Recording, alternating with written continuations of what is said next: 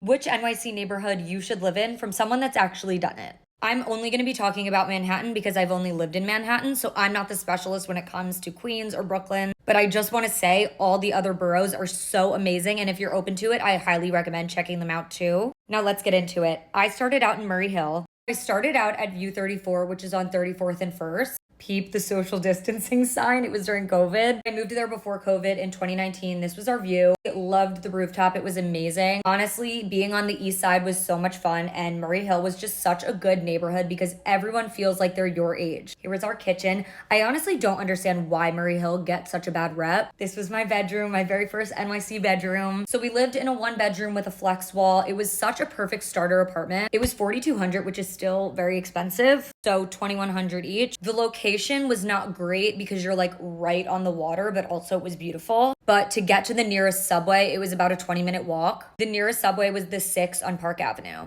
Outside of that, I would say Murray Hill is amazing because you feel the community. People can say what they want, but when you're starting out, it's really nice to see familiar faces or people that are in the same boat as you. I found that it was so easy to make friends. I would talk to so many people in the elevators because everyone was my age. They were just out of college. And I really liked the community aspect of Murray Hill.